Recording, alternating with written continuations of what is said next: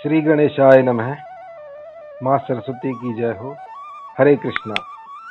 आज हम आपको शिव भक्त त्यागमयी भीलनी की कथा सुनाएंगे।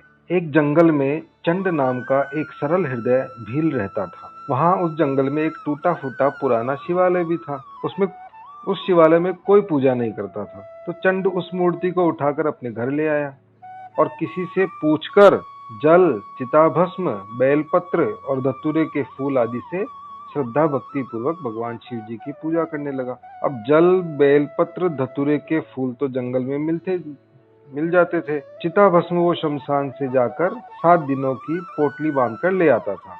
एक दिन रात को इतनी जोर से वर्षा हुई कि शमशान की सारी रात बह गई। उसी दिन चंड की पूजा के लिए लाई हुई चिताभस्म भी समाप्त हो गई थी।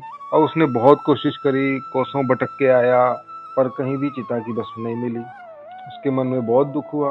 वो आज भगवान की पूजा कैसे होगी? आंखों से आंसू बहने लगे, सिर पकड़कर बैठ गया। अब उसकी दशा देखकर चंड पत्नी भीलनी ने विनम्रता से पूछा, आज आप इतने दुखी क्यों हैं स्वामी? तो भील ने कहा, क्या बताऊं, मैं बहुत अभागा हूँ। आज कहीं भी चिताभस्म नहीं मिली। आज भगवान की पूजा कैसे होगी? भला पूजा किए बिना मैं जल भी कैसे पी सकता हूँ? आज भगवान बिना पूजा के रहेंगे। हाय! पति की विषाद भरी बात सुनकर उसको तुरंत एक युक्ति सूझी और वो बोली, बस इतनी सी बात के लिए आप इतने व्याकुल हो रहे हैं? स्नान करो, चिताभस्म अभी मिल जाएगी। तब वो वहां से चल दी और द्वार के सम्मुख थोड़ी दूर पे एक पीपल का पेड़ था। वहां जाके उसने मिट्टी की वेदी बनाई, झोपड़ी का सारा सामान निकालकर उस वृक्ष के नीचे रखने लगी। पत्नी की इस चेष्टा को देखकर चंड ने पूछा, तुम यह सब कर क्या रही हो? और वह हक्का बक्का होकर पत्नी की ओर देखने लगा। अब उसके कुछ भी समझ में नहीं आया। पत्नी बोली, आप जल्दी स्नान करके भगवान को पीपल के नीचे वेदी पर बैठा दें। झोपड़ी तो दूसरी आज आप संध्या तक बना ही लेंगे, उसमें अग्नि लगाकर मैं जल जाती हूँ। आपके भगवान की पूजा के लिए बहुत दिनों की चिताभस्म हो जाएगी।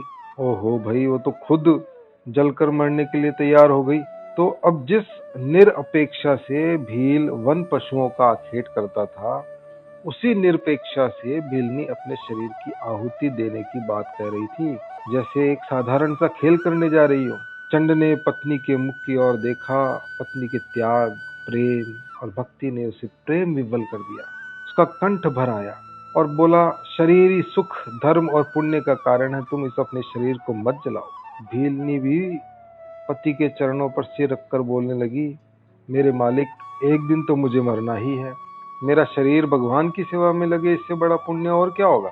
मैं बहुत भाग्यवती हूँ। मेरा शरीर भगवान की पूजा में लगेगा, मुझे रोको मत, आज्ञा दो। भील के नेत्रों से आंसू बहने लगे। वो बोलने में असमर्थ हो गया, कुछ भी बोल नहीं पाया, चुपचाप बैठा रहा और मन में पता नहीं क्या सोचने लगा वो।